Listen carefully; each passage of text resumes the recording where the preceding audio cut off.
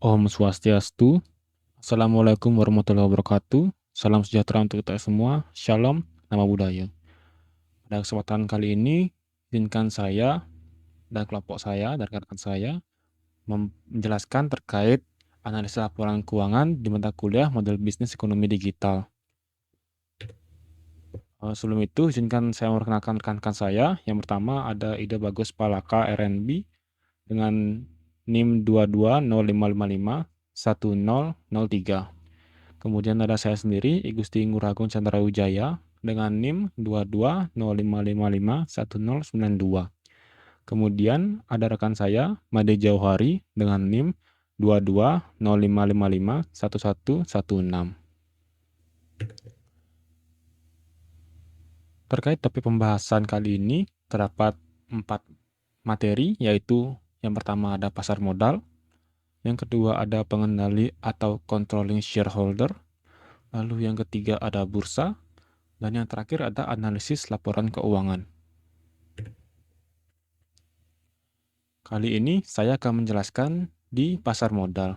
Di sini pada pasar modal itu dibagi menjadi definisi pasar modal, pentingnya pasar modal, tokoh pada pasar modal, serta yang terakhir karakteristik entitas bisnis pasar modal.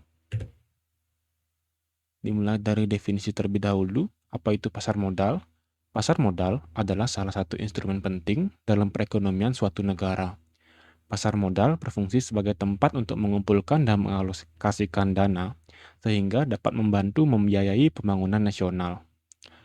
Untuk mengukur kondisi pasar modal di Indonesia, digunakan indeks harga saham gabungan. Indeks harga saham gabungan ini sangat penting bagi investor karena mempengaruhi keputusan mereka untuk membeli, menahan, ataupun menjual saham. Sehingga pergerakan IHSG ini cenderung dipengaruhi oleh kondisi makroekonomi seperti macamnya inflasi ataupun nilai tukar rupiah terhadap dolar Amerika Serikat dan tingkat suku bunga. Nah, di sini mengapa pasar modal itu penting? Pasar modal memiliki dua fungsi utama yang sangat vital bagi perekonomian sebuah negara. Di mana di sini terdapat fungsi dari perusahaan maupun bagi investor. Di mana bagi perusahaan, perusahaan membutuhkan dana untuk tumbuh, sehingga mereka bisa mendapatkan dana dari masyarakat dengan cara menjual sebagian kecil kepemilikannya, di mana kepemilikan perusahaan itu di pasar modal.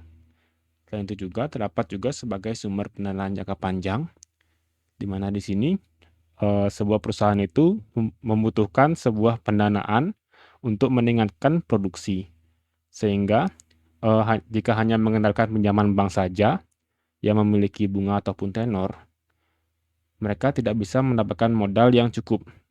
Oleh karena itu, mereka membutuhkan modal dari publik melalui pasar modal dengan menerbitkan saham. Setelah itu, meningkatkan efisiensi dan profesionalisme. Perusahaan yang memutuskan untuk go public atau menjadi perusahaan TBK atau terbuka, memilih untuk menjadi lebih baik dengan melakukan transparansi ataupun menyebarluaskan laporan keuangannya dikarenakan perusahaan tersebut sudah menjadi perusahaan TBK. Namun, di samping itu juga, dikarenakan ini sudah terbuka, maka akan dikelola oleh tim otoritas jasa keuangan secara profesional dan juga tentu saja menciptakan kesehatan ataupun lingkungan yang lebih sehat dalam transparansi ataupun efisiensi pendanaan. Kemudian ada indikator kesehatan ekonomi, di mana di sini naik turunnya indeks harga saham gabungan atau IHSG tadi di Bursa Efek Indonesia sering menjadi cerminan ataupun parameter dari kondisi perekonomian negara. Di mana jika investor optimis dan pasar saham itu memiliki potensi kenaikan, maka bisa menjadi pertanda bahwa ekonomi sedang sehat atau mengalami pertumbuhan. Kemudian bagi investor, masyarakat atau investor bisa ikut memiliki perusahaan-perusahaan besar dan berpotensi mendapatkan keuntungan dari pertumbuhan perusahaan tersebut. Di mana di sini bagi investor terdapat 3 bagian. di mana di sini terdapat sarana untuk menciptakan kekayaan atau wealth creation, di mana pasar modal memberikan kesempatan bagi siapapun untuk memiliki bisnis-bisnis terbesar di negeri ini. Seperti halnya di sini, eee, saya sendiri memiliki kesempatan untuk memberikan ataupun menyetor dana saya ke sebuah perusahaan terbesar seperti halnya PT Fori yang akan menjadi studi kasus kami, dan itu memberikan kesempatan untuk saya sendiri untuk meningkatkan ataupun menciptakan kekayaan berdasarkan keuangan dari perusahaan itu sendiri yang sudah menjadi perusahaan TBK. Kemudian yang kedua, memberikan kesempatan kepemilikan. Terhubung seperti dengan yang sebelumnya, di sini memberikan kesempatan kepemilikan bagi masyarakat yang ingin memiliki ataupun, mempunyai sebagian kecil dari bagian perusahaan tersebut, sehingga secara terbuka dapat memiliki beberapa persentase dari perusahaan tersebut. Kemudian likuiditas. Likuiditas yang berarti mudah dicairkan, di mana investasi di pasar modal yang bersifat liquid, yang di mana berarti jika membutuhkan dana tunai bisa dijual kembali ke saham dengan cepat dan juga, untuk dicairkan itu sangatlah mudah. Di mana di sini tidak seperti properti yang memerlukan waktu yang sangat lama atau cukup lama untuk melakukan proses penjualan ataupun pencairannya. Kemudian ada peranan pada pasar modal. Di mana di sini terdapat beberapa tokoh yang berperan dalam perjalanannya pasar modal itu sendiri. Di mana di sini terdapat tokoh-tokoh tersebut antara lain emiten, ada investor, kemudian BI atau Bursa Efek Indonesia, kemudian otoritas jasa keuangan, dan juga yang terakhir ada broker. Jadi emiten itu merupakan perusahaan yang menerbitkan dan menjual surat berharganya, baik itu berupa saham ataupun obligasi di bursa. Emiten itu juga bisa berupa melakukan penawaran umum lainnya selain saham ataupun obligasi. Kemudian ada investor, di mana di sini investor itu merupakan masyarakat ataupun lembaga yang membeli surat berharga dengan harapan mendapatkan keuntungan di masa depan. Di mana di sini investor itu kita sendiri juga bisa menjadi investor. Kemudian ada Bursa Efek Indonesia, di mana di sini Bursa Efek Indonesia itu merupakan penyedia sistem dan sarana untuk mempertemukan penawaran jual dan beli efek. Di mana di sini istilahnya seperti pasarnya ataupun wilayah tempat terjadinya jual ataupun beli saham. Kemudian selanjutnya ada Otoritas Jasa Keuangan, di mana di sini OJK memiliki tugas untuk mengawasi seluruh kegiatan di pasar modal. Jadi istilah seperti penjaga ataupun yang mengaudit atau mengawasi seluruh tindakan yang ada di pasar modal tersebut. Kemudian yang terakhir ada broker. Broker merupakan perantara bagi investor untuk melakukan transaksi di bursa. Jadi, investor-investor yang ingin melakukan transaksi di bursa tersebut harus melalui broker terlebih dahulu yang menjadi perantaranya. Setelah itu terdapat karakteristik entitas bisnis pasar modal.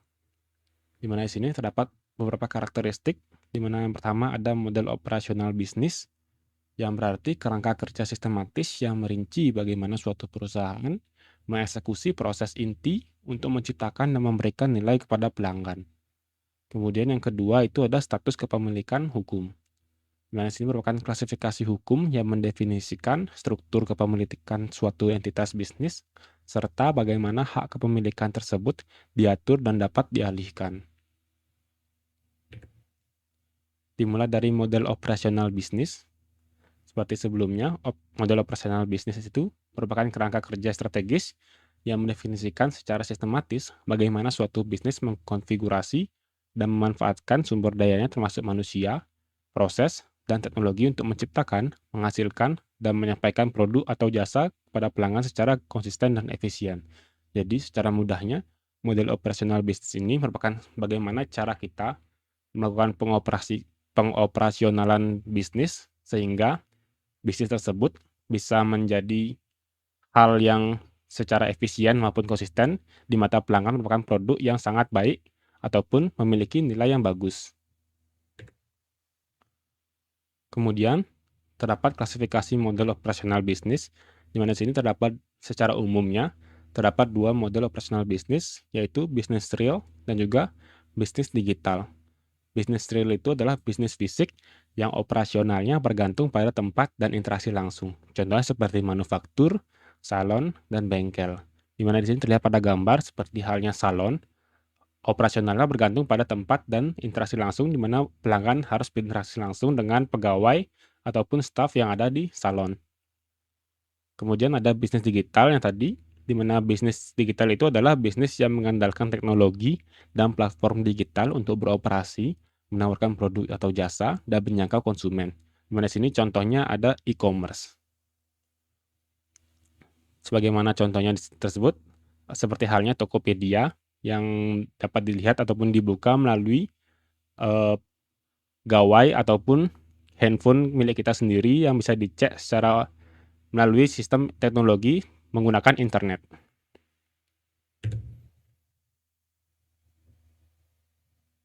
Kemudian ada bisnis digital. Apa itu bisnis digital? Seperti sebelumnya tadi, bisnis digital adalah bisnis yang memanfaatkan teknologi dari berbagai inti dari operasinya, baik dalam hal produksi, distribusi, pemasaran, maupun pelayanan pelanggan. Di mana di sini bisnis digital itu juga tidak hanya memanfaatkan teknologi untuk mendukung proses yang ada, akan tetapi secara aktif mengintegrasikan dan mengandalkan teknologi untuk menciptakan nilai, berinovasi, serta mencapai efisiensi yang lebih besar. Terdapat beberapa karakteristik dari bisnis digital itu, di mana yang pertama ada model bisnis yang fleksibel dan scalable, lalu yang kedua ada jangkauan pasar yang tak terbatas, yang ketiga ada biaya operasional yang lebih efisien, dan yang terakhir ada mengumpulkan dan menganalisis data pelanggan secara akurat. Di mana sini yang pertama menerapkan model bisnis yang fleksibel dan scalable, berarti model bisnis tersebut memiliki keunggulan baik itu secara fundamental dalam hal fleksibilitas dan juga skalabilitas. Fleksibilitas di sini berarti perusahaan dapat dengan cepat beradaptasi terhadap perubahan tren ataupun preferensi pasar tanpa memerlukan perombakan fisik yang memerlukan harga yang tinggi. Sebagai contoh di sini, platform e-commerce seperti Tokopedia dapat menambahkan kategori produk baru ataupun mengubah tata letak situsnya dalam hitungan jam. Sedangkan untuk skalabilitas merujuk pada kemampuan untuk melayani peningkatan jumlah pelanggan secara masif, di mana penambahan biaya relatif kecil digunakan daripada pada bisnis real. Kemudian untuk jangkauan pasar yang tak terbatas, di mana di sini bisnis digital itu dapat melampaui batasan geografis dan waktu, tidak perlu terbatas oleh wilayah ataupun negara, sehingga seluruh masyarakat di berbagai negara pun dapat menjangkau bisnis digital tersebut. Kemudian yang ketiga ada biaya operasional yang lebih efisien. Penggunaan biaya operasional yang lebih efisien ini maksudnya adalah di mana bisnis digital tidak harus menyewa gedung ataupun biaya operasional lainnya seperti tempat, lokasi, maupun peralatan-peralatan yang memerlukan secara fisik. Sehingga tentu saja biaya operasional yang dikeluarkan lebih murah dibandingkan bisnis real yang memerlukan pengeluaran-pengeluaran tak terduga maupun pengeluaran-pengeluaran dalam hal infrastruktur ataupun bangunan. Kemudian yang terakhir, mengumpulkan dana dan menganalisis data pelanggan secara akurat. Di sini setiap interaksi pelanggan pada platform digital mulai dari pencaharian maupun histori dapat menghasilkan data yang berharga. Di mana di sini seluruh data-data yang didapat dari searching para pelanggan tersebut dapat digunakan dan juga dapat dikumpulkan sehingga menciptakan sebuah data konkret yang baru, di mana data ini merupakan data yang bersifat secara akurat dan dapat digunakan kembali oleh bisnis digital itu sendiri sebagai ladang ataupun dasaran untuk digunakan sebagai riset ataupun data yang digunakan untuk melakukan pengiklanan, baik itu pengiklanan ataupun rekomendasi lainnya. Kemudian terdapat status kepemilikan hukum. Status kepemilikan hukum ini berarti kerangka hukum yang mendefinisikan siapa yang memiliki dan mengendalikan suatu badan usaha, serta bagaimana hak dan kewajiban para pemilik tersebut diatur. Status kepemilikan hukum diatur dalam Undang-Undang Nomor 40 Tahun 2007 yang mendefinisikan PT sebagai badan hukum yang mengatur struktur dasarnya dan memberikan kriteria kapan sebuah perseroan terbatas tersebut menjadi publik dan harus berstatus terbuka. Status kepemilikan hukum ini dibagi menjadi dua, di mana terdapat perusahaan privat dan juga perusahaan publik.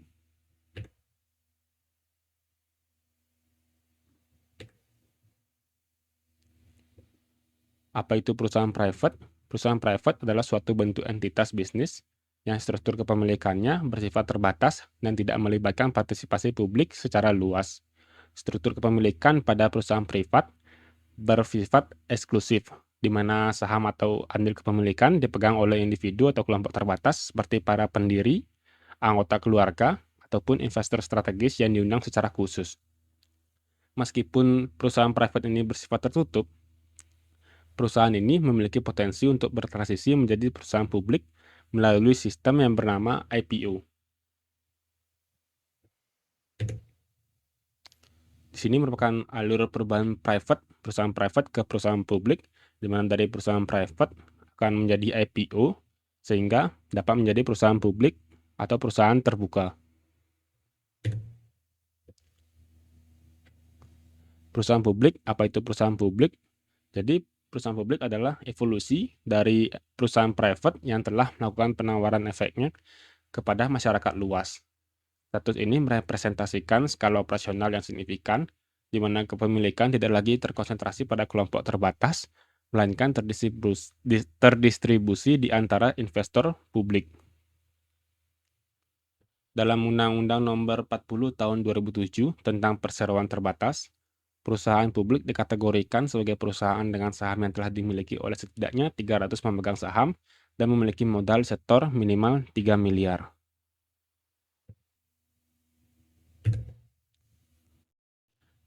Di sini perlu digarisbawahi bahwa perusahaan publik itu tidak sama dengan perusahaan terbuka. Mengapa? Karena perusahaan publik merupakan perusahaan yang dimana sesuai dengan Undang-Undang Nomor 40 Tahun 2007 mengatakan bahwa perusahaan publik merupakan perusahaan yang dikategorikan memiliki setidaknya 300 pemegang saham dan juga memiliki modal yang setor minimal 3 miliar rupiah. Sedangkan perusahaan terbuka merupakan perusahaan yang setidaknya pernah melakukan penawaran umum atau pernah menjadi emiten, ataupun pernah menjadi perseroan publik ataupun perusahaan publik itu sendiri. Jadi dalam artian di sini, perusahaan terbuka itu bisa saja menjadi perusahaan publik,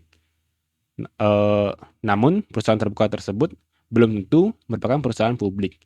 Akan tetapi, perusahaan publik itu pastilah perusahaan terbuka. Untuk materi selanjutnya, yaitu pengendali atau controlling shareholder, akan dijelaskan oleh rekan saya. Nah, untuk materi selanjutnya itu adalah pengendali atau controlling shareholder. Nah, dalam perusahaan, pengendali adalah pihak yang memiliki kepemilikan mayoritas atau hak suara dominan sehingga mampu menentukan arah strategis perusahaan. Menurut Undang-Undang Nomor 4 Tahun 2023, pemegang saham pengendali adalah badan hukum, orang perseorangan, dan atau kelompok usaha baik yang secara langsung maupun tidak langsung memiliki saham atau yang setara dengan saham pada pihak yang melakukan kegiatan di sektor jasa keuangan dan atau mempunyai kemampuan untuk melakukan pengendalian atas pihak dimaksud. Nah, untuk materi pengendali ini akan dibagi menjadi 3, yaitu ada karakteristik pengendali, peran dan pengaruh pengendali, dan hak dan kewajiban pengendali. Yang pertama itu ada karakteristik dari pengendali. Untuk karakteristik pengendali itu, pada dominasi saham, biasanya pengendali memiliki lebih dari 50% saham perusahaan. Persentase saham yang banyak ini membuatnya memiliki daya tawar untuk menentukan arah perjalanan dan pengembangan perusahaan. Untuk karakteristik yang kedua yaitu adalah pengaruh signifikan, di mana pemegang saham pengendali memiliki kekuatan signifikan dalam pengambilan keputusan perusahaan yang membedakannya dari pemegang saham non-pengendali atau minoritas. Untuk karakteristik yang ketiga itu ada klasifikasi, di mana pemegang saham pengendali diklasifikasikan menjadi 5 jenis, yaitu keluarga, pemerintah, institusi keuangan dengan kepemilikan luas, perusahaan dengan kepemilikan luas, dan pemegang saham pengendali lainnya. Untuk yang kedua itu ada peran dan pengaruh pengendali, di mana untuk pengambil keputusan, pengendali memiliki pengaruh besar dalam keputusan perusahaan karena mereka mengendalikan hak suara yang diperlukan untuk memilih anggota dewan direksi dan menyetujui kebijakan strategis perusahaan. Kemudian, untuk dukungan dan jaringan, selain kekuatan finansial, pengendali juga dapat memberikan dukungan berupa sumber daya dan jaringan yang mereka miliki untuk membantu perusahaan mencapai tujuannya. Kemudian untuk reputasi dan hubungan eksternal, keputusan tindakan pemegang saham pengendali dapat mempengaruhi reputasi perusahaan dan hubungannya dengan pihak eksternal seperti regulator, media, dan masyarakat. Kemudian untuk hak dan kewajiban pengendali, untuk hak pertama yaitu hak pemegang saham, pengendali meliputi hak untuk menghadiri rapat umum pemegang saham atau RUPS, menerima dividen, dan mengusulkan perubahan kebijakan perusahaan.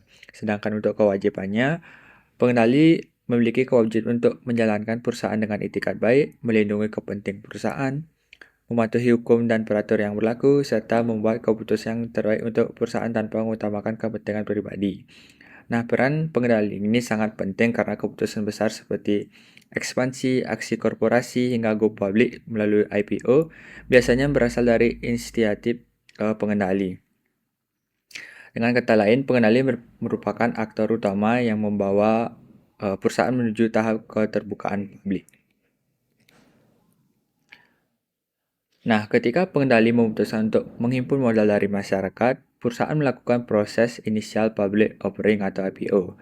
Nah, IPO ini merupakan proses di mana perusahaan pertama kali menawarkan sahamnya kepada publik, sehingga adanya peralihan kepemilikan dari yang sebelumnya kepemilikan penuh pada perusahaan menjadi kepemilikan publik atau disering dengan disebut dengan go public. Nah, IPO melakukan penawaran saham perdana secara langsung kepada masyarakat luas yang menandai perubahan status perusahaan dari tertutup atau PT tertutup menjadi terbuka atau PT TBK. Nah, untuk tujuan utama dari perusahaan melakukan initial public offering adalah untuk mendapatkan pendanaan atau modal tambahan dari masyarakat luas melalui penjualan saham perdana, dan dana ini dapat digunakan untuk berbagai keperluan seperti pengembangan bisnis, ekspansi, pelunasan hutang, atau pembiayaan kegiatan operasional perusahaan. Nah, IPO ini akan dijelaskan berdasarkan 3 materi. Yang pertama adalah keuntungan IPO bagi perusahaan, konsekuensi IPO bagi perusahaan, dan tahapan proses perusahaan untuk IPO. Untuk keuntungan IPO bagi perusahaan, yang pertama itu ada akses pendanaan tanpa batas. Nah, ketika go public, perusahaan membuat lebih mudah menarik strategi investor atau untuk ikut berinvestasi pada saham perusahaan. Nah, keterbukaan informasi membuat perbankan atau institusi keuangan lainnya dapat lebih percaya kepada perusahaan. Keuntungan yang kedua itu ada meningkatkan company value. Nah, setiap peningkatan kerja operasional dan kinerja keuangan umumnya akan memiliki dampak terhadap harga saham di bursa. Hal ini yang meningkatkan nilai perusahaan secara keseluruhan. Keuntungan yang ketiga yaitu berlaku insentif pajak. Nah, perusahaan terbuka yang tercatat di BEI atau Bursa Efek Indonesia dapat memperoleh penurunan tarif PPh atau pajak penghasilan badan, atau dalam bahasa Inggris disebut corporate income tax, sebesar 3% selama memenuhi persyaratan. Di antaranya dengan kepemilikan publik di atas 40% dan dimiliki minimal oleh 300 pemegang saham yang kepemilikannya tidak melebihi 5%. Namun terdapat juga konsekuensi IPO bagi perusahaan. Yang pertama itu berbagi kepemilikan. Nah, artinya perusahaan yang melakukan IPO akan mengurangi persentase kepemilikannya. Pemegang saham pendiri tidak lagi memiliki 100% kepemilikan dan harus berbagi kepemilikan dengan investor publik. Nah, kemudian konsekuensi yang kedua yaitu adalah mematuhi regulasi pasar modal. Nah, Perusahaan yang sudah go public harus mematuhi peraturan pasar modal yang dibuat oleh Bursa Efek Indonesia. Regulasi ini mencakup berbagai aspek seperti pelaporan, keuangan, tata kelola perusahaan, dan keterbukaan informasi. Dan untuk konsekuensi yang ketiga itu adalah keterbukaan informasi, di mana perusahaan wajib membuka informasi secara transparan kepada publik, termasuk laporan keuangan secara berkala, dan ini termasuk laporan keuangan tahunan dan triwulan sesuai dengan ketentuan OJK dan BI. Nah, adapun tahap proses perusahaan untuk menjadi IPO. Yang pertama itu ada persiapan internal, di mana perusahaan mengadakan rapat RUPSLB atau Rapat Umum Pemegang Saham Luar Biasa untuk memperoleh persetujuan dari pemegang saham terkait rencana IPO dan mempersiapkan penjamin emisi yang membantu perusahaan dalam melakukan IPO. Tahap yang kedua yaitu adalah pengajuan pernyataan pendaftaran ke BII dan OJK. Emiten atau perusahaan harus menyampaikan permohonan pencatatan saham ke Bursa Efek Indonesia dan menyampaikan pernyataan pendaftaran kepada Otoritas Jasa Keuangan. BI dan OJK akan melakukan penelaahan atas permohonan yang diajukan perusahaan serta berhak meminta perubahan atau tambahan informasi kepada perusahaan untuk memastikan bahwa semua fakta material tentang penawaran saham, kondisi keuangan, dan kegiatan usaha perusahaan diungkapkan kepada publik melalui prospektus. Nah, untuk tahap yang ketiga yaitu adalah melakukan public expose, di mana perusahaan dapat menerbitkan prospektus ringkas dan melakukan public expose jika izin publikasi telah dikeluarkan OJK. Dalam public expose, perusahaan menyampaikan tentang harga saham perdana yang akan ditawarkan kepada investor melalui proses yang dinamakan penawaran awal atau book building, di mana masa book building ini investor dapat menyampaikan minat pemesanan saham dengan mengisi harga saham yang dikehendaki sesuai rentang harga yang ditawarkan. Nah, proses penentuan harga saham perdana dilakukan dengan melihat minat pembeli saham saat masa book building dari investor institusi dan investor individu. Apabila minat terhadap saham perusahaan tinggi, maka perusahaan dapat mempertimbangkan untuk menjual dengan harga saham perdana yang lebih tinggi. Untuk tahap yang keempat yaitu ada masa penawaran umum saham, di mana perusahaan atau emiten membuka masa penawaran umum saham atau nama lainnya disebut offering kepada publik setelah pernyataan pendaftaran perusahaan telah dinyatakan efektif oleh OJK. Nah, berbeda dengan masa book building, harga saham yang ditawarkan di masa offering ini sudah merupakan harga saham final. Nah, apabila terjadi permintaan saham dari investor melebihi jumlah saham yang ditawarkan atau oversubscribe, maka akan dilakukan mekanisme penyertaan. Nah, uang pesanan investor yang pesanan sahamnya tidak terpenuhi itu akan dikembalikan atau refund kepada investor. Nah, untuk tahap yang terakhir yaitu ada persetujuan BI, di mana Bursa Efek Indonesia akan memberikan persetujuan dan mengumumkan pencatatan saham perusahaan serta pemberian kode saham atau tiker perusahaan untuk keperluan perdagangan saham di bursa. Nah, distribusi saham akan dilakukan kepada investor secara elektronik atau scriptless. Nah, ini distribusi ini melalui Kustodian Sentral Efek Indonesia atau KSEI. Nah, demikianlah tahapan IPO perusahaan yang ditutup dengan dilakukannya pencatatan dan perdagangan saham perdana di BEI. Nah, setelah IPO, saham perusahaan diperdagangkan di bursa atau stock exchange sehingga harga saham terbentuk secara publik. Nah, Bursa Efek ini merupakan tempat terorganisir yang mempertemukan penjual atau emiten atau perusahaan dan pembeli atau investor untuk melakukan transaksi efek dan atau contohnya itu adalah saham. Nah, begitu saham tercatat di Bursa Efek Indonesia, investor dapat memperjualbelikannya kepada investor lain. Nah, proses jual beli ini dilakukan melalui perusahaan sekuritas atau perusahaan efek yang bertindak sebagai anggota resmi BII. Nah, perusahaan sekuritas inilah yang berperan sebagai broker atau perantara perdagangan efek yang menghubungkan investor dengan pasar modal, sehingga setiap transaksi jual beli saham itu tidak bisa dilakukan langsung oleh investor ke bursa efek, melainkan harus melalui broker atau sekuritas.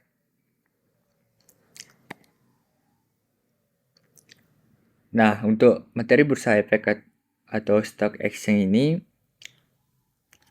akan dibagi menjadi 3 bagian. Yang pertama itu ada mekanisme perdagangan, fungsi bursa efek, dan peran bursa efek.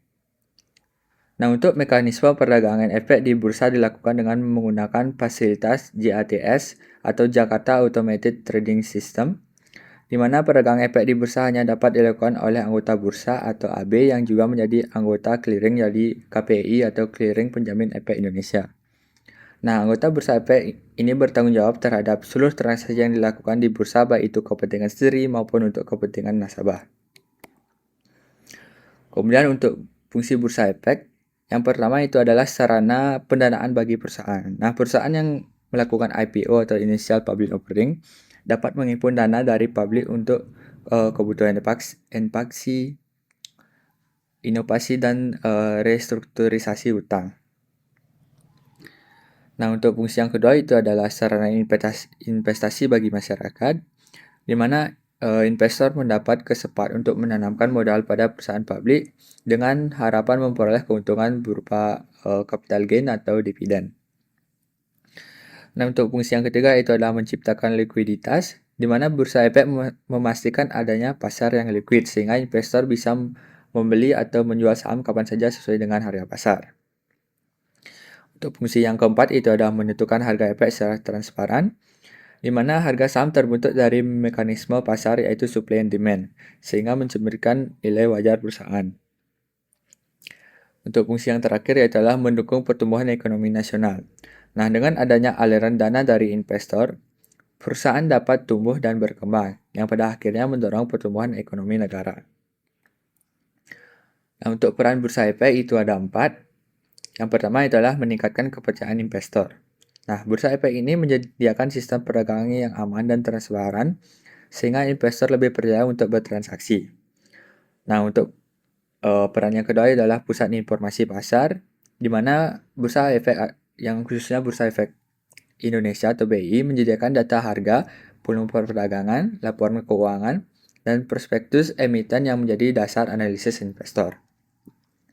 Kemudian peran yang ketiga itu adalah menjadi penghubung global, di mana bursa efek juga berperan menghubungkan pasar modal Indonesia dengan pasar internasional sehingga menarik investasi asing.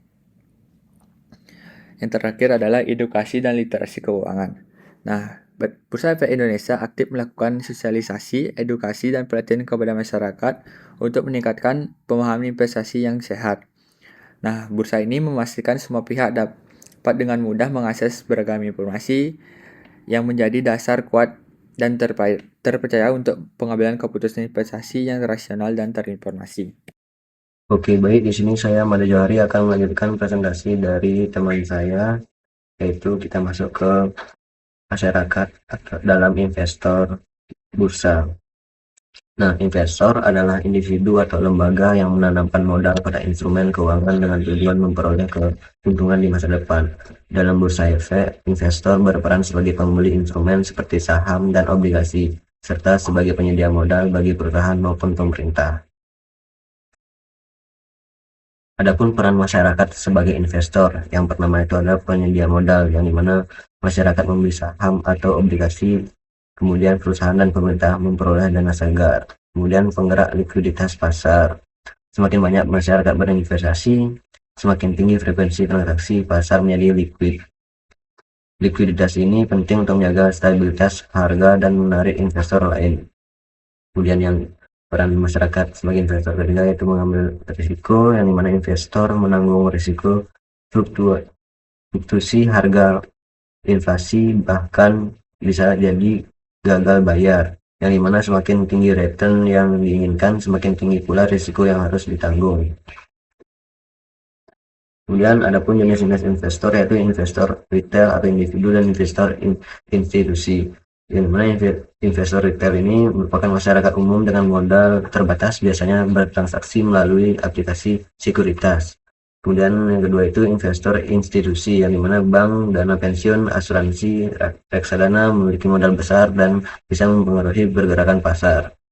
Contohnya Bursa Efek Indonesia BEI mencatat peningkatan investor retail sejak 2020 berkat kemudahan aplikasi online trading. Oke, kita masuk ke dividen. Dividen ini adalah bentuk pembagian keuntungan yang dilakukan oleh perusahaan kepada para pemegang saham sebagai imbalan atas investasi modal yang telah mereka tanamkan. Pembagian keuntungan ini merupakan salah satu cara perusahaan untuk memberikan nilai tambah secara langsung kepada investor. Nah, selain melalui kenaikan harga saham atau capital gain.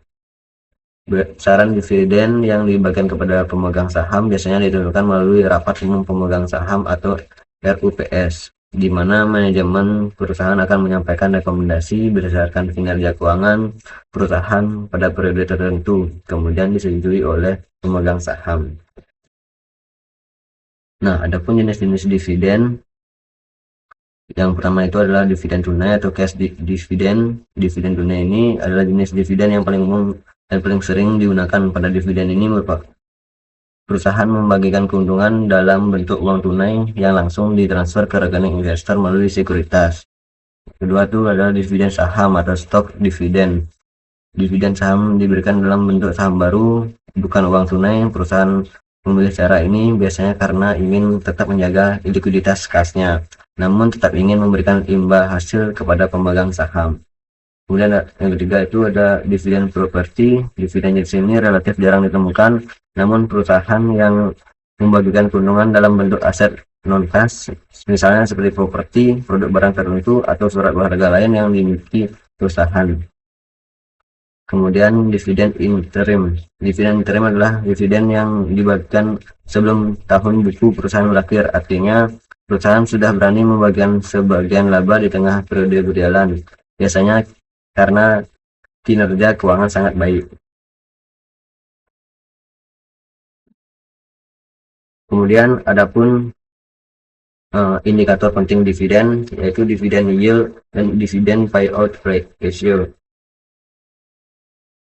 Nah, dividen yield-nya adalah ukuran yang menunjukkan persentase imbal hasil dividen dibandingkan dengan harga saham, yang dimana dividen yield sama dengan dividen per saham per harga saham dikali 100%.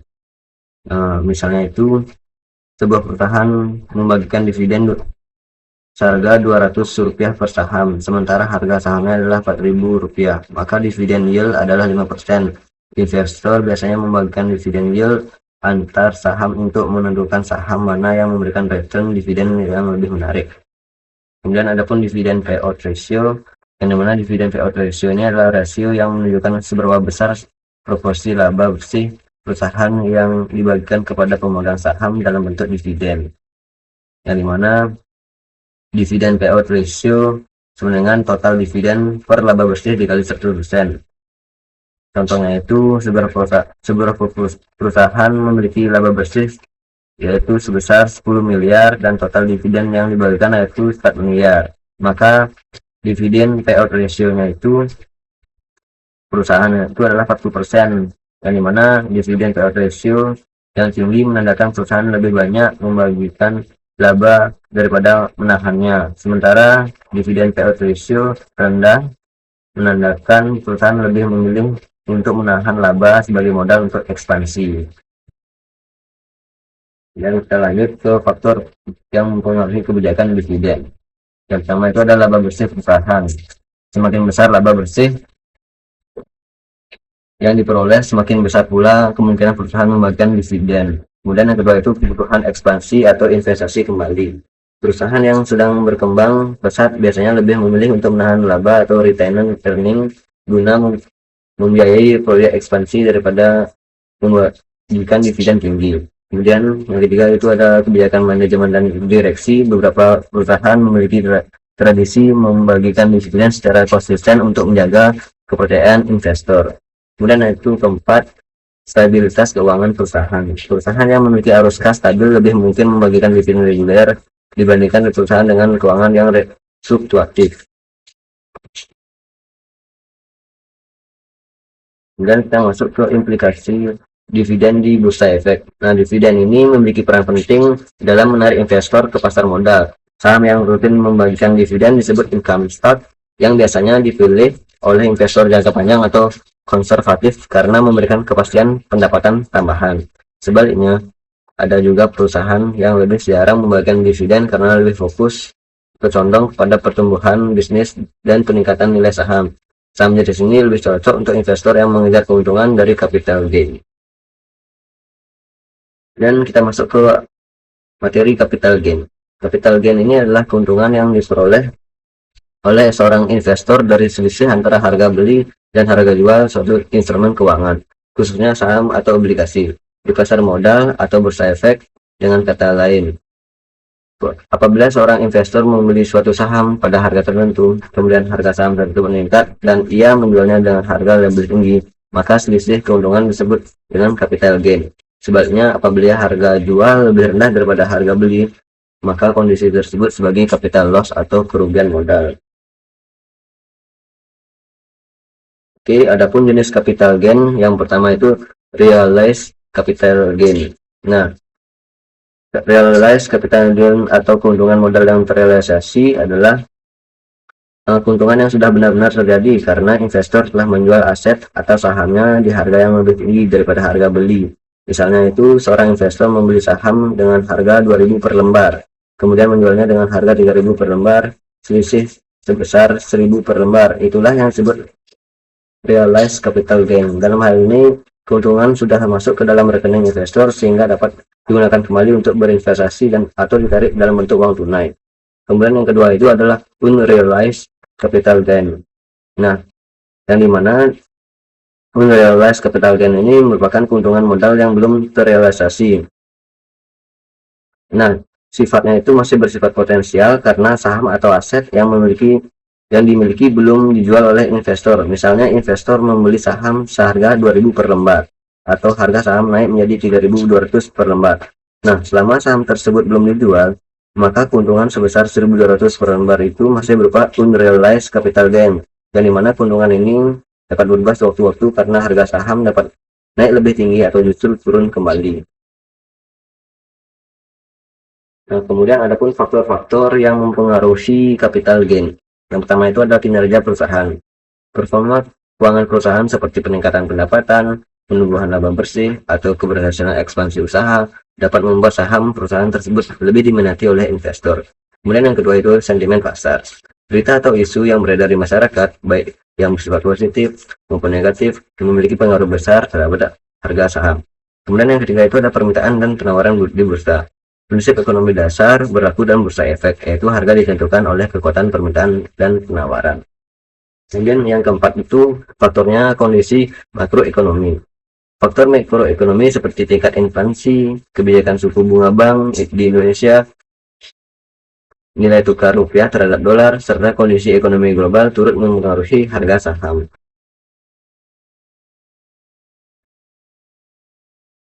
Nah, adapun contoh ilustrasinya, misalkan seorang investor membeli saham PT XYZ pada harga 2.000 per lembar dengan total pembelian 1.000 lembar saham. Setelah 6 bulan, harga lembar tersebut naik menjadi 3.200 per lembar. Nah, jika pada saat itu investor memutuskan untuk menjual sahamnya, maka keuntungan yang diperoleh adalah 3.200 dikurang 2.000 dikali 1.000, yaitu 1.200.000. Dengan demikian, investor berhasil memperoleh capital gain sebesar 1.200 per saham atau total 1.200.000 untuk seluruh saham yang dimilikinya. Persentase keuntungan ini bisa dihitung dengan membandingkan selisih harga jual dan harga beli terhadap harga beli awal, yang dimana 3.200 dikurang 2.000 per 2.000 dikali 100.000 sama dengan 60%. Artinya ini investor tersebut mendapatkan keuntungan sebesar 60% dari modal awalnya hanya dalam waktu 6 bulan. Oke, baik, kita lanjut ke deposito.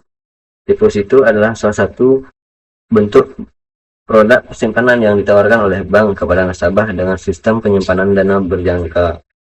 Berbeda dengan tabungan biasa yang bisa ditarik kapan saja, deposito memiliki jangka waktu tertentu yang telah diterapkan sejak awal sehingga dana hanya bisa ditarikkan ketika sudah jatuh tempo. Sebagai imbalannya, bank akan memberikan bunga atau imbal hasil yang lebih tinggi dibandingkan dengan tabungan konvensional. Kemudian kita masuk ke karakteristik deposito,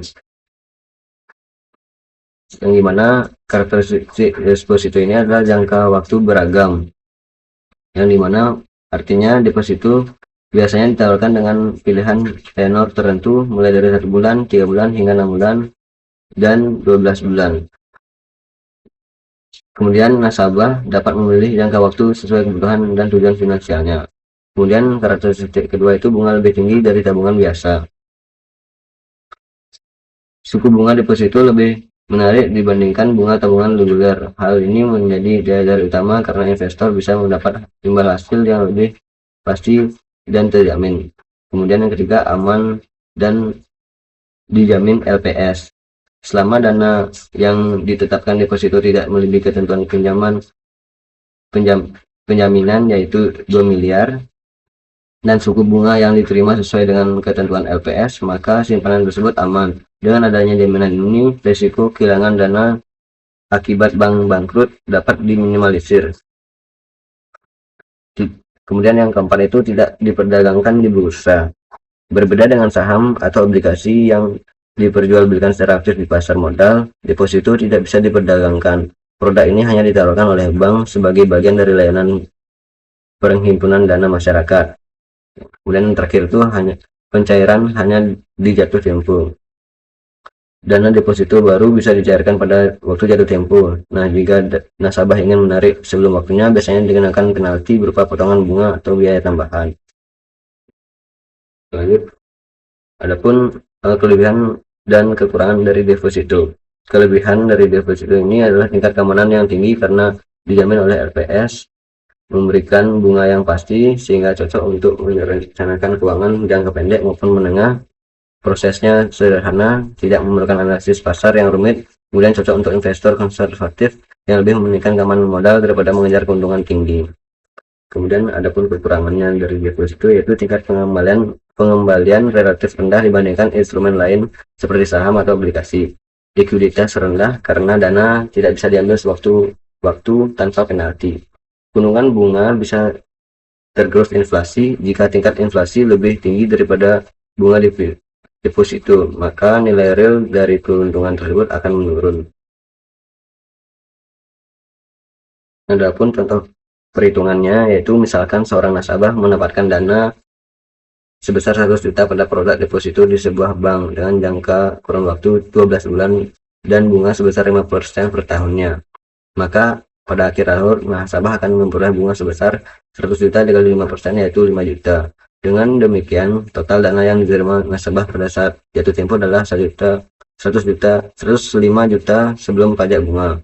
Jika dibandingkan dengan rata-rata return investasi saham di Bursa Efek Indonesia yang berkisar antara 10-15% per tahun, maka keuntungan deposito memang relatif lebih kecil. Namun dari sisi keamanan, deposito lebih unggul karena nilainya stabil dan tidak dipengaruhi oleh lonjak pasar. Kemudian kita masuk ke obligasi pemerintah versus swasta atau perbandingan dari obligasi pemerintah dan swasta. Obligasi pemerintah diterbitkan dengan tujuan untuk membiayai kebutuhan anggaran pendapatan dan belanja negara atau APBN, termasuk pembangunan infrastruktur, pembayaran utang, maupun pembiayaan program-program strategis negara. Obligasi jenis ini dianggap sebagai salah satu instrumen paling aman karena dijamin oleh negara atau sovereign guarantee. Kemudian obligasi swasta diterbitkan oleh perusahaan baik BUMN maupun perusahaan swasta murni dengan tujuan utama untuk memperoleh dana segar membiayai ekspansi bisnis, pembayaran utang, atau meningkatkan modal kerja. Obligasi swasta ini umumnya menawarkan kupon atau tingkat bunga yang lebih tinggi dibanding obligasi pemerintah.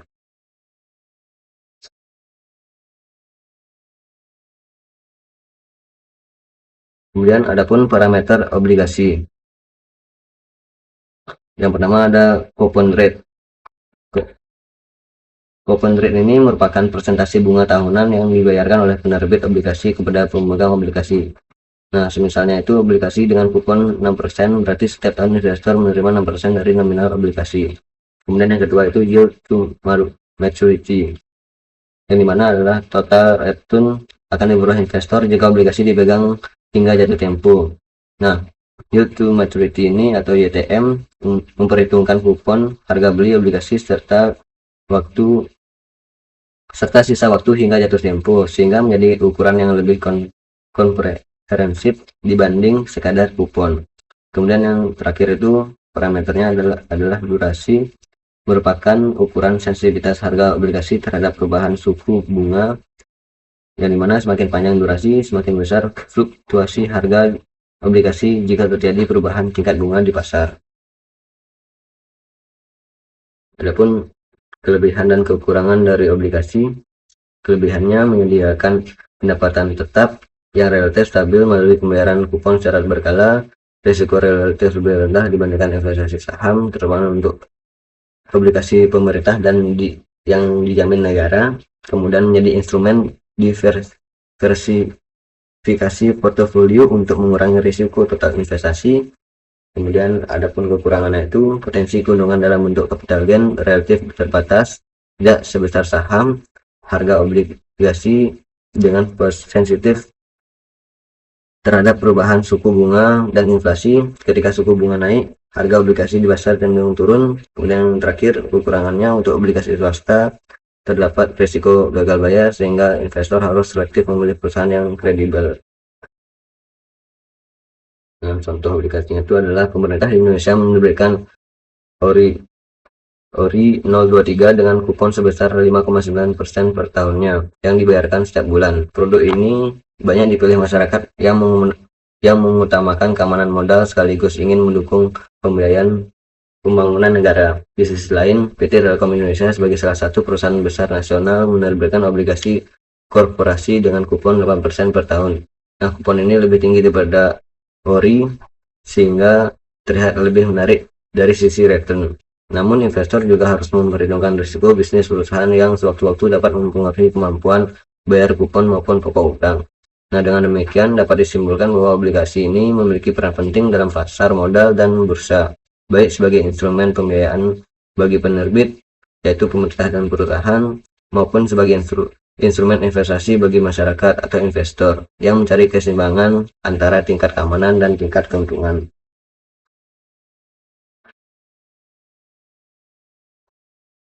Oke, sekian. Selanjutnya akan dilanjutkan oleh teman saya. Nah, setelah saham beredar di bursa, investor mulai menilai nilai intrinsik perusahaan melalui analisis fundamental. Analisis fundamental merupakan metode untuk menilai nilai intrinsik atau nilai sebenarnya suatu aset seperti perusahaan atau saham dengan menganalisis faktor-faktor internal dan eksternal yang mempengaruhinya.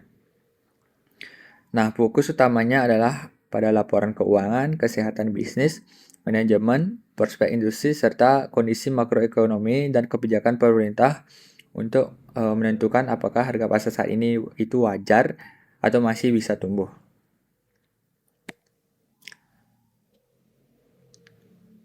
Nah, yang pertama itu ada faktor internal analisis fundamental, di mana pada faktor internal ini dibagi menjadi tiga. Yang pertama itu ada laporan keuangan, di mana laporan keuangan adalah dokumen utama yang menunjukkan kondisi keuangan perusahaan. Dengan menganalisis laporan laba rugi, neraca, dan arus kas, maka pendapatan, aset, kewajiban, dan profitabilitas perusahaan dapat dipahami, yang pada akhirnya membantu nilai apakah perusahaan memiliki kinerja yang stabil dan mampu menghasilkan keuntungan dalam jangka panjang.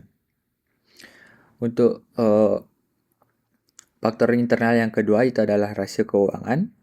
Untuk rasio keuangan di sini menggunakan rasio seperti price to earning atau PI dan return on equity atau ROE dan debt to equity atau DE untuk membandingkan kinerja perusahaan dengan kompetitornya. Dan untuk faktor internal analisis fundamental yang ketiga yaitu adalah manajemen dan modal bisnis. Nah, faktor ini digunakan untuk mengevaluasi ataupun memperhatikan kualitas manajemen atau quality dan cara kerja bisnis yang mendasari perusahaan. Selain faktor internal, terdapat juga faktor eksternal analisis fundamental. Yang pertama adalah kondisi ekonomi makro. Nah, resesi atau pertumbuhan ekonomi bisa berdampak pada harga saham. Kemudian untuk kebijakan pemerintah juga dapat mempengaruhi harga saham seperti pajak, suku bunga, dan regulasi bisa mempengaruhi kinerja perusahaan. Yang terakhir untuk faktor eksternal itu ada tren industri, di mana posisi perusahaan dalam industri serta persaingan dengan kompetitor juga harus dipertimbangkan. Adapun tujuan analisis fundamental, yang pertama adalah untuk mencari tahu nilai intrinsik atau nilai sebenarnya suatu perusahaan yang mungkin berbeda dari harga pasar saat ini. Hal tersebut dapat membantu untuk menilai kesehatan keuangan perusahaan dan menghindari berinvestasi di perusahaan yang bermasalah. Untuk tujuan yang kedua adalah menemukan saham yang harganya masih di bawah nilai sebenarnya atau under value, atau mungkin saja di atas nilai sebenarnya atau over value. Dan untuk tujuan yang ketiga yaitu adalah menilai potensi perusahaan untuk tumbuh dan menghasilkan keuntungan di masa depan. Nah, di sisi lain, banyak pelaku pasar menggunakan analisis teknikal untuk membaca pergerakan harga jangka pendek. Berbeda dengan analisis fundamental, analisis teknikal adalah pendekatan berbasis data historis. Nah, analisis teknikal ini berfokus pada pola harga, volume perdagangan, tren dan indikator teknis seperti moving average atau RSI, atau kepanjangannya adalah Relative Strength Index, untuk memprediksi pergerakan pasar di masa depan. Nah, pendekatan ini tidak memandang nilai intrinsik perusahaan, melainkan memanfaatkan psikologi pasar dan pelaku investor untuk mengambil keputusan beli atau jual dengan cepat. Nah, meskipun analisis teknikal ini dapat membantu menemukan peluang trading dalam waktu singkat, analisis ini juga bisa menghasilkan sinyal palsu di pasar yang tidak stabil. Harga saham di bursa terbentuk melalui mekanisme supply and demand. Nah, jika permintaan lebih tinggi dari penawaran, maka harga akan naik, dan sebaliknya jika permintaan rendah dan penawaran tinggi, maka harga akan turun. Dalam proses ini, baik faktor fundamental maupun teknikal memainkan peran penting, di mana fundamental memberikan arah jangka panjang, sementara teknikal mencerminkan dinamika jangka pendek. Selain itu, sentimen pasar, berita atau isu ekonomi global, kondisi sosial dan politik, serta kebijakan perusahaan seperti dividen, right issue, atau buyback juga mempengaruhi perbentukan harga.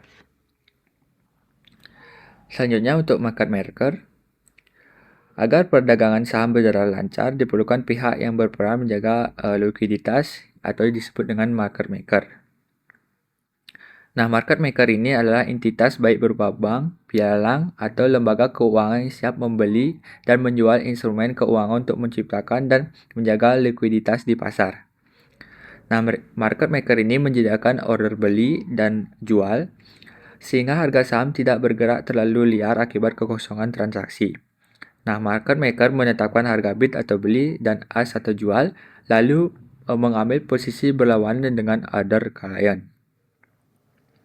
Nah, dengan kata lain, ketika klien membuka posisi buy, market maker bisa mengambil posisi sell, dan sebaliknya. Nah, dalam beberapa kasus, market maker juga membantu menjaga stabilitas harga, terutama pada saham-saham yang baru melakukan IPO, sehingga pasar tetap efisien dan menarik bagi investor. Nah, selain dari materi yang sudah dijelaskan sebelumnya, ada hal penting lain yang disebut dengan delisting.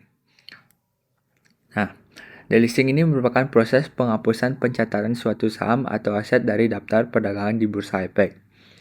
Nah, setelah sebuah aset di delisting, aset tersebut tidak lagi dapat diperdagangkan secara bebas di bursa tersebut, sehingga perusahaan yang menerbitkannya tidak lagi terdata sebagai perusahaan publik.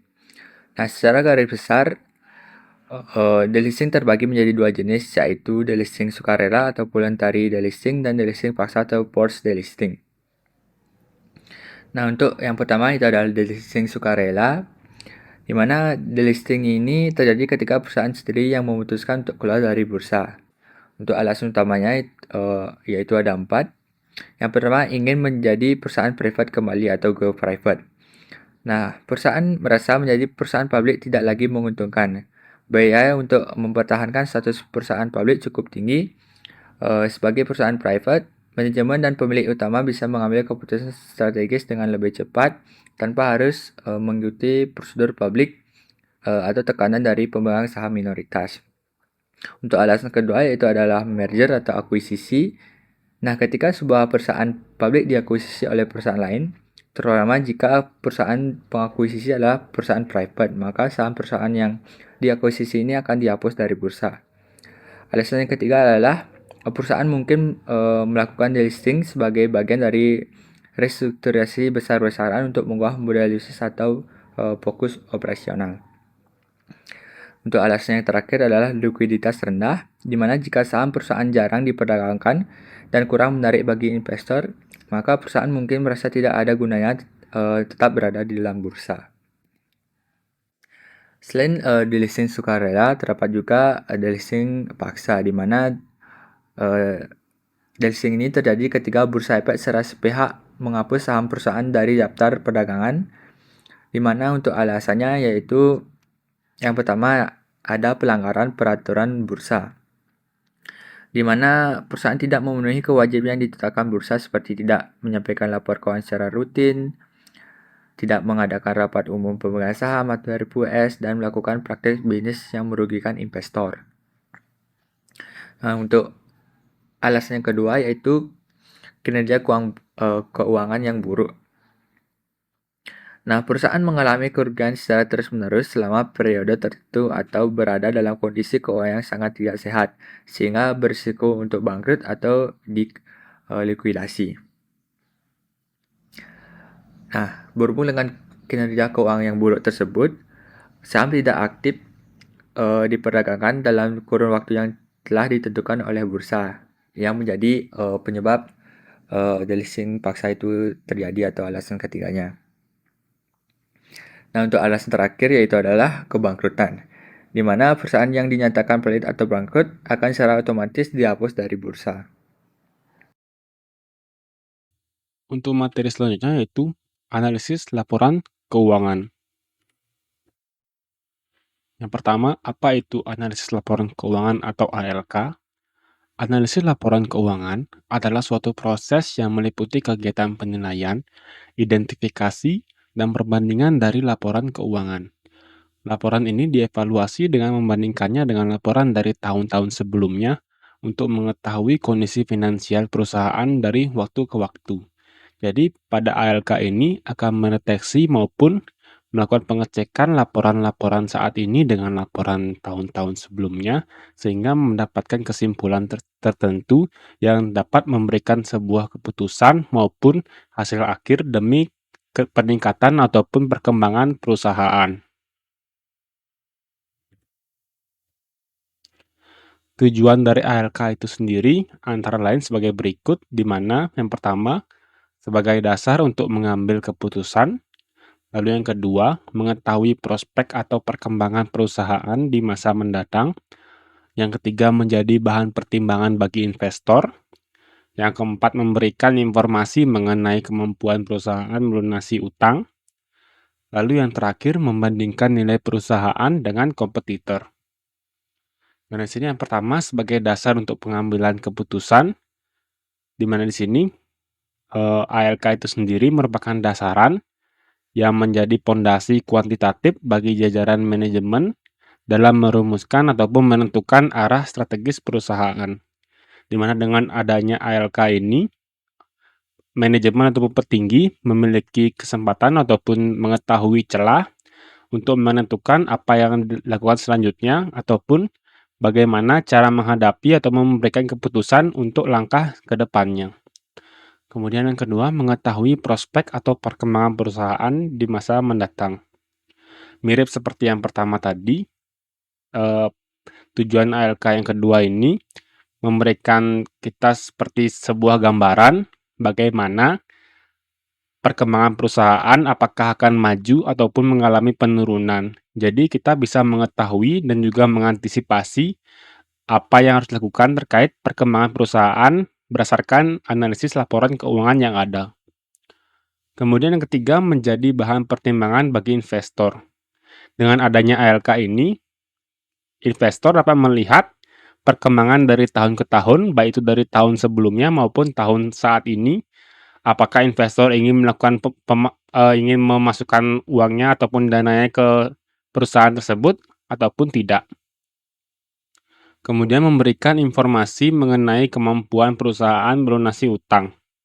Dengan adanya ALK, maka kita sebagai perusahaan memiliki ataupun mendapatkan informasi apakah perusahaan tersebut atau perusahaan yang dimiliki bisa ataupun tidak dalam melunasi utang yang ada. Kemudian yang terakhir, membandingkan nilai perusahaan dengan kompetitor. Dengan adanya ALK, maka perusahaan dapat mencocokkan ataupun membandingkan nilai-nilai yang dimiliki oleh perusahaan tersebut dengan perusahaan lainnya, sehingga dapat dijadikan sebagai bahan evaluasi. Kemudian ada proses ALK. Proses ALK ini terdapat 6 proses, di mana yang pertama yaitu menetapkan tujuan dan konteks analisis, lalu yang kedua mengumpulkan data, kemudian yang ketiga memproses data, yang keempat analisis dan interpretasi data, yang kelima pengembangan kesimpulan dan rekomendasi, dan yang terakhir review dan revisi rekomendasi. Dimana dari yang pertama, menetapkan tujuan dan konteks analisis. Jadi pada tahap pertama ini merupakan kita mendefinisikan dengan jelas tujuan maupun konteks yang akan dianalisis. Dimana di sini menjelaskan terkait apa saja yang akan dilakukan ataupun apa saja tujuan yang akan dilakukannya analisis laporan keuangan ini. Kemudian yang kedua mengumpulkan data. Jadi setelah ditetapkannya tujuan tersebut, maka dilakukan pengumpulan semua data yang relevan dengan sumber utama berdasarkan laporan keuangan dari perusahaan itu sendiri. Di mana di sini laporan-laporan tersebut yang didapat dari tahun lalu maupun laporan dari tahun ini dikumpulkan menjadi data. Kemudian yang ketiga, memproses data. Setelah data tersebut dikumpulkan, maka akan diproses sehingga siap untuk dianalisis. Di mana pada tahap tersebut, analisis melakukan beberapa kegiatan seperti membuat penyesuaian pada laporan keuangan untuk menghilangkan hal-hal yang tidak diperlukan. Selain itu, data tersebut juga diolah menjadi format yang lebih mudah untuk dicocokkan ataupun lebih mudah untuk dipahami. Kemudian setelah pemrosesan data, ada analisis dan interpretasi data. Proses ini merupakan proses inti yang dimana menganalisis dan juga menginterpretasikan data yang sudah diproses. Di mana di sini digunakannya sebuah grafik ataupun rasio untuk mengetahui bagaimana data tersebut ataupun proses keuangan tersebut terjalin dan juga tergambarkan dengan jelas. Setelah dilakukannya interpretasi dan analisis data, dilanjutkan dengan pengembangan kesimpulan dan rekomendasi. Pada tahapan ini, maka dilakukannya sebuah pengembangan ataupun ditarik kesimpulan berdasarkan data yang sudah diinterpretasi sebelumnya dan juga diberikan rekomendasi apa yang cocok ataupun apa yang tidak cocok untuk dilakukan. Sehingga munculnya sebuah saran ataupun ide untuk melakukan pengembangan ataupun perbaikan dari sebuah analisis laporan keuangan tersebut sehingga untuk mencapai pengembangan yang terbaik. Kemudian yang terakhir ada review dan revisi rekomendasi. Setelah lakukan pengembangan kesimpulan dan rekomendasi, maka akan dilakukan sebuah review dengan melalui proses pengulangan dari tahap awal hingga tahap kelima sebelumnya untuk menciptakan adanya rekomendasi yang terbaru ataupun adanya perubahan-perubahan yang dapat dilakukan untuk menciptakannya pengembangan perusahaan yang lebih signifikan. Untuk struktur laporan keuangan terdiri dari 3 komponen utama, yaitu laba rugi, neraca, dan arus kas. Berikut merupakan penjelasan singkat dari ketiga komponen tersebut. Yang pertama adalah laporan laba rugi atau income statement. Nah, laba rugi menunjukkan bagaimana kinerja keuangan perusahaan selama periode tertentu, misalnya 1 bulan, 3 bulan, atau setahun. Nah, laporan ini menunjukkan apakah perusahaan untung atau rugi dalam periode waktu tersebut. Untuk elemen utama dari laporan laba rugi ini adalah pendapatan atau revenue dan beban atau expenses. Untuk pendapatan merupakan uang yang dihasilkan oleh bisnis dari aktivitas utama mereka, seperti penjualan produk atau layanan. Sedangkan untuk beban atau expenses merupakan biaya-biaya yang harus dikeluarkan untuk menjalankan bisnis, seperti gaji, sewa tempat, atau biaya bahan baku. Nah, laporan ini akan memberi hasil akhir berupa laba jika pendapatan lebih besar daripada beban, atau rugi jika beban lebih besar dari pendapatan. Nah, untuk komponen yang kedua itu adalah neraca atau balance sheet, di mana neraca merupakan laporan yang menunjukkan posisi keuangan perusahaan pada titik waktu tertentu. Di dalam neraca ada 3 elemen utama, yaitu ada aset, di mana aset merupakan apa yang dimiliki perusahaan seperti uang cash, bangunan, peralatan, atau inventaris, di mana aset adalah segala sesuatu yang memiliki nilai bagi bisnis. Untuk elemen yang kedua yaitu adalah kewajiban atau liabilitas, di mana kewajiban ini merupakan hutang atau tanggungan, termasuk pinjaman dari bank, tagihan yang belum dibayar, atau gaji yang masih harus dibayar. Nah, untuk elemen yang ketiga adalah ekuitas atau equity, di mana ekuitas merupakan sisa dari aset setelah kewajiban dibayar. Nah, formula dari neraca ini adalah aset sama dengan kewajiban ditambah ekuitas. Dua sisi neraca ini harus selalu seimbang atau balance. Kemudian untuk komponen yang terakhir dari laporan keuangan adalah arus cash atau cash flow. Nah, laporan arus cash menggambarkan pergerakan uang tunai yang masuk dan keluar dari bisnis dalam periode tertentu. Jadi meskipun sebuah perusahaan tampaknya untung dalam laporan laba rugi, arus kasnya bisa menunjukkan seberapa banyak uang tunai yang benar-benar ada di tangan. Nah, komponen dari laporan arus kas ini biasanya dibagi menjadi 3 bagian. Yang pertama adalah arus kas operasi atau operating activities, di mana ini merupakan uang tunai yang dihasilkan atau digunakan dalam aktivitas bisnis mereka, seperti penjualan produk atau pembayaran kepada pemasok. Nah, untuk elemen yang kedua itu adalah arus kas investasi atau investing activities, di mana ini merupakan uang yang digunakan untuk membeli atau menjual aset seperti bangunan atau peralatan. Dan untuk elemen yang terakhir adalah arus kas pembiayaan atau financing activities, di mana ini merupakan uang tunai yang berasal dari atau digunakan untuk kegiatan pembiayaan seperti pembayaran pinjaman atau penerbitan saham baru. Adapun manfaat laporan keuangan. Melakukan analisis laporan terkait keuangan ini sangat penting. Hal ini tidak hanya untuk sekedar mematuhi peraturan perundang-undangan bisnis saja, tetapi juga memenuhi kebutuhan dari berbagai pihak sekaligus menjadi pemangku kepentingan. Oleh sebab itu, tidak heran jika pengerjaan analisis ini membutuhkan intuisi, praktek akuntansi, dan keterampilan terbaik dalam prakteknya. Analisis laporan keuangan juga memiliki sejumlah manfaat bagi perusahaan. Berikut adalah diantaranya. Yang pertama itu ada memberikan sudut pandang yang objektif terkait solvabilitas atau kemampuan perusahaan untuk membayar kewajibannya, dan memberikan sudut pandang yang objektif juga terkait kesehatan finansial perusahaan bagi lembaga keuangan yang berwenang dalam menentukan keputusan pinjaman. Untuk manfaatnya kedua yaitu dapat membantu stakeholder internal maupun eksternal dalam pengambilan keputusan terkait investasi yang beredar.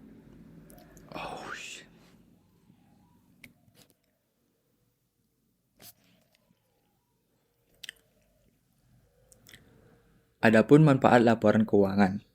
Melakukan analisis laporan terkait keuangan ini sangat penting.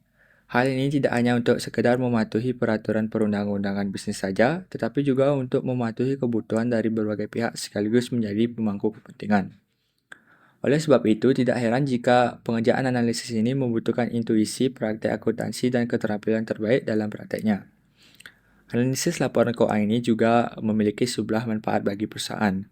Di antaranya yang pertama itu adalah memberikan sudut pandang yang objektif terkait solvabilitas atau kemampuan perusahaan untuk membayar kewajibannya, dan juga memberikan sudut pandang yang objektif terkait kesehatan finansial perusahaan bagi lembaga keuangan yang berwenang dalam menentukan keputusan pinjaman. Untuk manfaat kedua yaitu adalah membantu stakeholder internal maupun eksternal dalam pengambilan keputusan yang tepat terkait investasi yang berdasar pada pendapat yang diperoleh perusahaan dan profitabilitas masa depan. Dan manfaat terakhir adalah sebagai gambaran akurat tentang efisiensi kemajuan dan operasional yang mampu diperoleh perusahaan berdasarkan keputusan masa lalu dari pemangku kepentingan. Baik, saya akan menunjukkan batasan analisis laporan keuangan.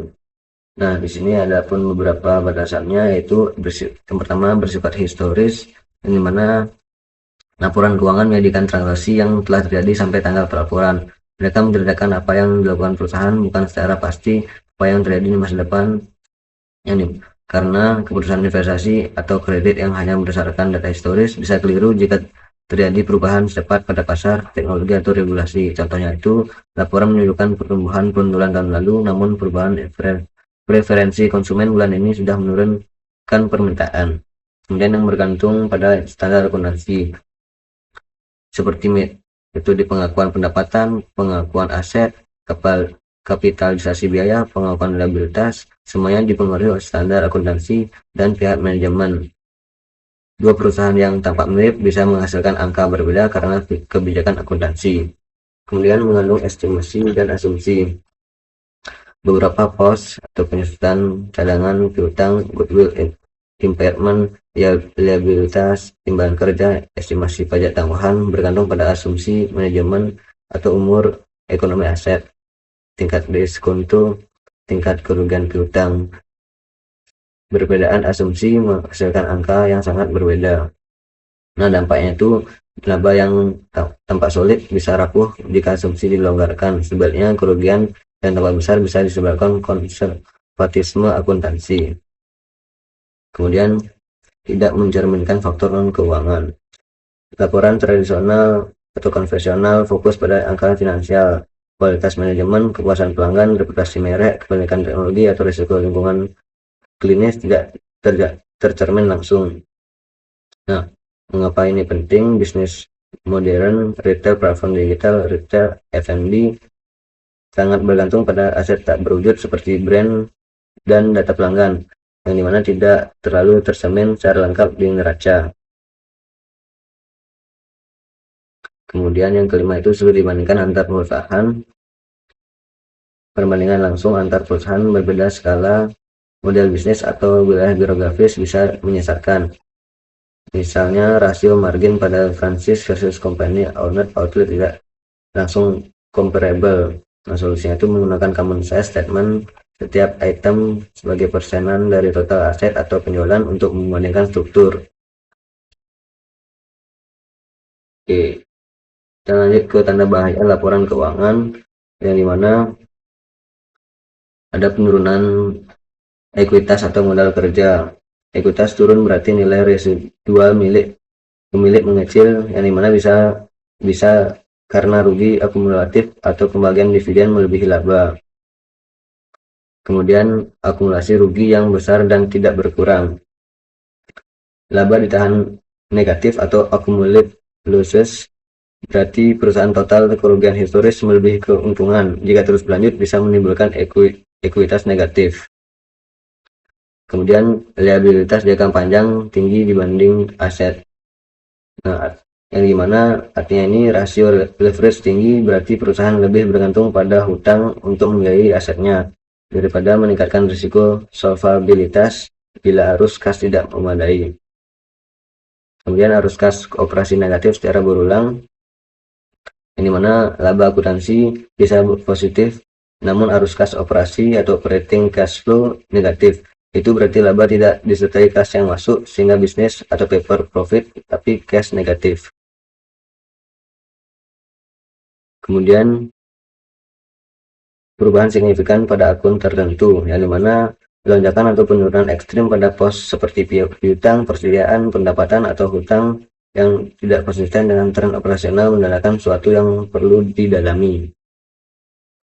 Kemudian yang terakhir itu ketergantungan berlebih pada hutang bank atau obligasi, yang dimana jika proporsi pendanaan company berasal dari hutang atau bank atau obligasi yang besar, perusahaan rentan terhadap perubahan suku bunga, financial refinancing risk, dan covenant breach.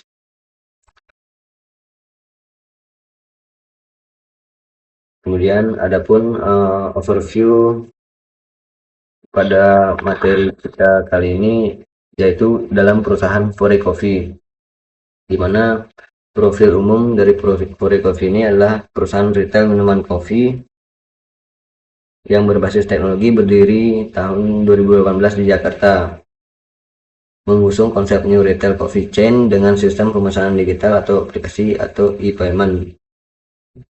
Fokus pada generasi muda dengan gaya hidup cepat, praktis, dan cashless, telah berkembang menjadi salah satu brand kopi ternama di Indonesia, bersaing dengan Kopi Kenangan, Kopi Janji Jiwa, dan Starbucks Indonesia. Kemudian adapun kondisi keuangannya, ekuitas meningkat dari 253 miliar pada tahun 2024 ke 633 miliar di tahun 2025. Kenaikan ini berasal dari penerbitan saham baru dan tambahan modal di sektor. Akumulasi rugi masih ada, yaitu minus 267 miliar pada tahun 2024 menjadi minus 224 miliar pada tahun 2025. Artinya masih rugi, tapi sudah ada perbaikan. Cadangan penyabaran mata uang asing meningkat dengan adanya transaksi internasional atau investasi asing.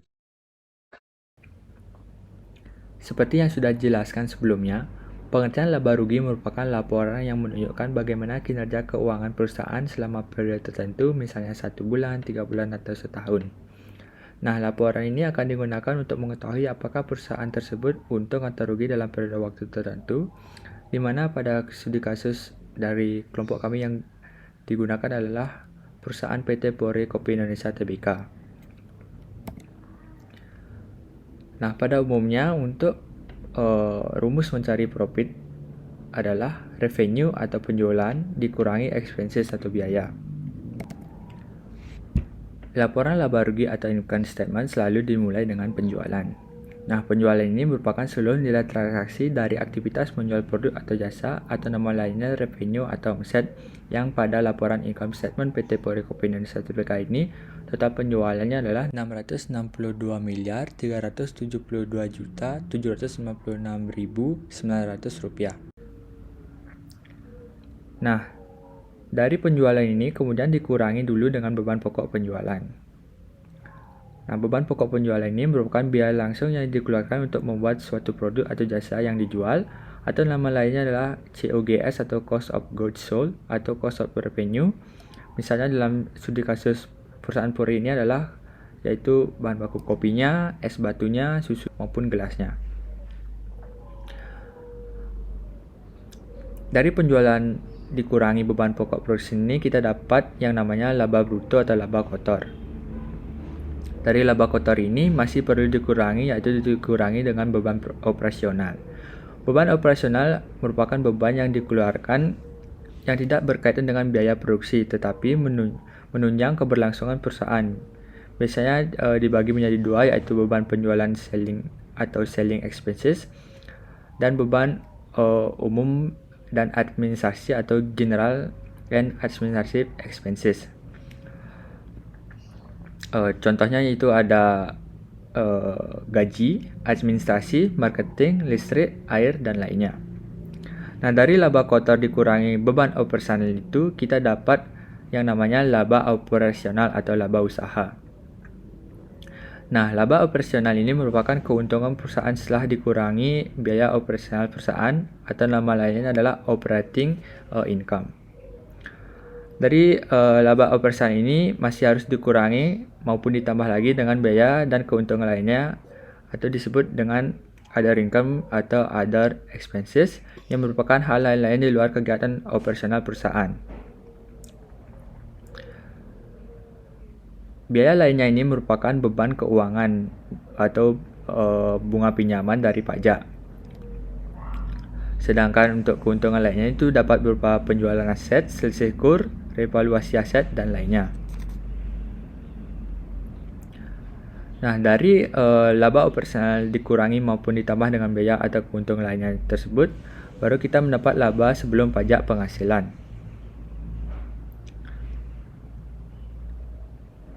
Dari laba sebelum pajak penghasilan ini dapat ditambah maupun dikurangi dengan tangguhan pajak, sehingga menghasilkan laba sebelum penyelesaian rugi performa yang terjadi dari kombinasi bisnis entitas pengendali.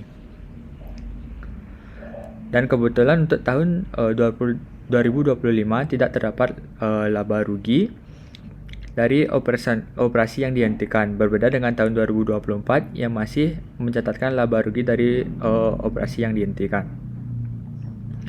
Setelah penyelesaian laba rugi performa ini didapatkan laba periode berjalan atau laba bersih, di mana laba bersih ini merupakan keuntungan bersih perusahaan setelah mengurangi semua biaya yang dikeluarkan perusahaan dalam satu periode waktu. Nah, sebenarnya laporan laba rugi tidak berhenti sampai di situ. Laba bersih yang digunakan untuk menghitung rasio keuangan maupun EPS atau earning per share atau laba per saham sebenarnya adalah ini, yaitu laba periode berjalan yang dapat diatribusikan ke pemilik entitas induk. Nah, di sini ada satu lagi yang disebut dengan laba komprehensif. Nah, laba komprehensif ini merupakan laba perusahaan ditambah hal yang tidak berhubungan langsung dengan kegiatan perusahaan, seperti penyelesaian penjabaran laporan keuangan dalam mata uang asing, kerugian kontrak, derivatif, dan lainnya. Oke, baik, di sini saya akan melanjutkan analisis laporan neraca. Neraca atau balance sheet adalah laporan keuangan yang menunjukkan posisi keuangan perusahaan pada suatu waktu tertentu berupa aset atau yang dimiliki, liabilitas atau kewajiban, dan ekuitas atau modal pemilik. Berbeda dengan laporan laba rugi yang bersifat dinamis, neraca bersifat statis karena menggambarkan kondisi keuangan pada satu titik waktu. Di sini kami memakai PT Puri Coffee Indonesia Tbk untuk studi kasusnya. Nah, dalam aset itu liabilitas atau kewajiban plus equity atau modal. Ini adapun mengamati aset, liabilitas, ekuitas perusahaan. Nah, dalam aset ini terdapat dua aset, yaitu aset lancar dan aset tidak lancar. Aset lancar adalah aset yang dicairkan oleh perusahaan dalam kurun waktu kurang dari 1 tahun, yang dimana ada kas dan bank, piutang usaha, piutang lain, dan pihak ketiga persediaan itu pajak dibayar muka aset lancar lainnya.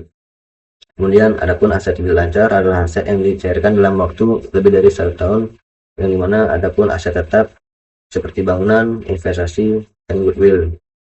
Yang dimana aset tidak lancarnya ada kas dan setara kas, investasi penggunaannya, uang muka pemilihan aset tetap sepertinya itu aset hak guna, aset pajak tangguhan, uang jaminan, dan aset tidak lancar lainnya. Kemudian masuk ke liabilitas. Liabilitas atau kewajiban yang dapat diselesaikan dalam waktu kurang dari 1 tahun, yang dimana liabilitas atau kewajiban ini adalah hutang usahanya dari perusahaan. Nah, di sini ada liabilitas jangka pendek dan liabilitas jangka panjang.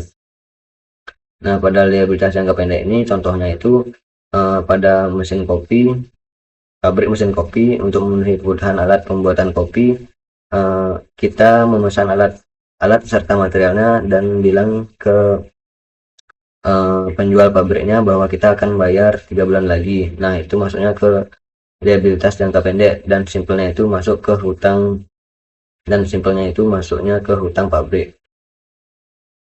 Kemudian adapun liabilitas jangka panjang. Liabilitas jangka panjang ini adalah liabilitas atau kewajiban yang dapat diselesaikan dalam waktu kurun lebih dari 1 tahun,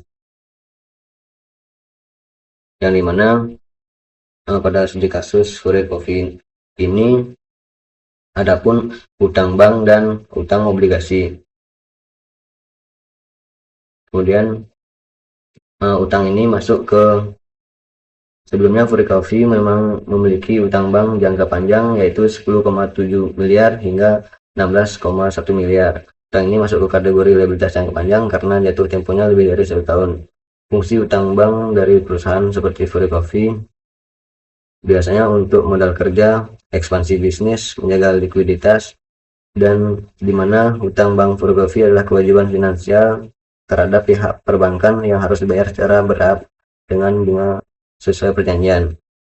Utang obligasi pada Furukofi ini dalam laporan yang ditampilkan, Furukofi memiliki hutang obligasi karena dicatat hanya utang bank, sewa, dan imbalan kerja. Namun secara teorinya, jika suatu saat Furukofi menerbitkan obligasi korporasi, maka obligasi itu juga akan masuk ke liabilitas jangka panjang. Kemudian bedanya dari utang bank dan utang obligasi, utang bank pinjaman dari suatu pihak bank dengan perjanjian langsung.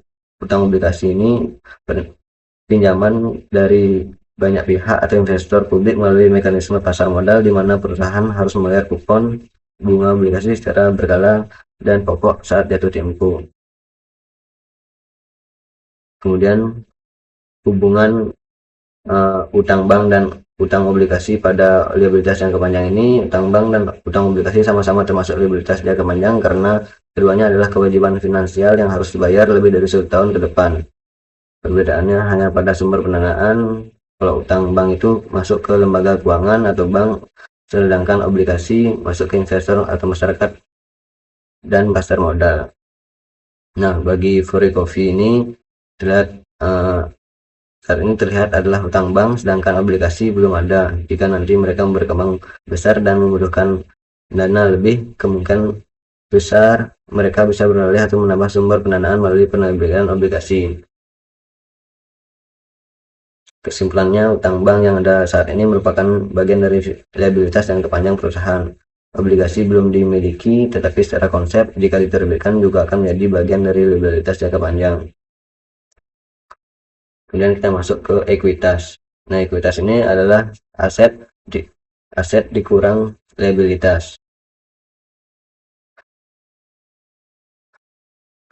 Untuk ekuitas, definisi ekuitas ini adalah hak residual pemilik perusahaan atas aset perusahaan yang setelah dikurang seluruh liabilitasnya. Dengan kata lain, ekuitas mencerminkan kepemilikan investor atau pemegang saham dalam perusahaan.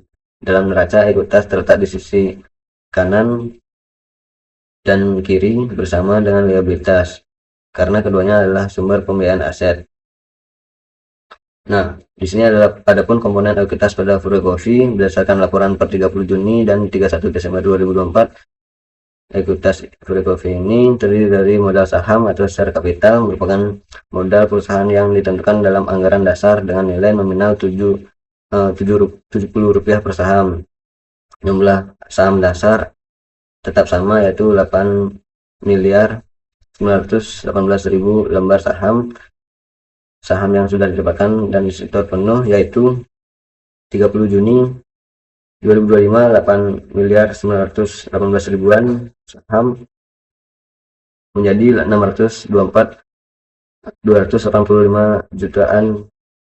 Kemudian 31 Desember 2024 7 miliar saham menjadi 492.685 jutaan pasar. Artinya dalam periode 2025 terjadi peningkatan jumlah saham yang beredar, menandakan perusahaan melakukan penambahan modal melalui penerbitan saham baru.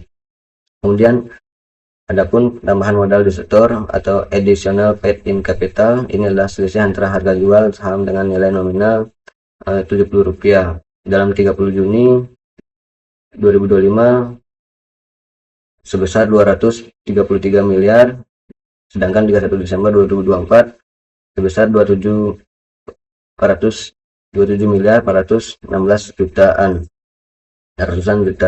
Kemudian terjadi lonjakan besar, yang dimana artinya saat penerbitan saham baru harga jualnya jauh lebih tinggi dari nilai nominal sehingga menghasilkan tambahan modal yang signifikan.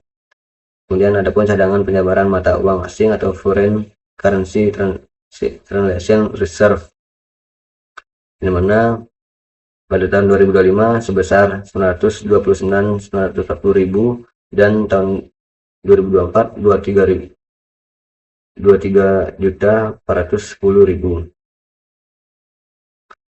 Kemudian ini menunjukkan adanya transaksi atau investasi yang menggunakan mata uang asing sehingga selisih kurs dicatat sebagai cadangan, yang dimana kenaikan cadangan menunjukkan Furukofi semakin terlibat dalam transaksi internasional.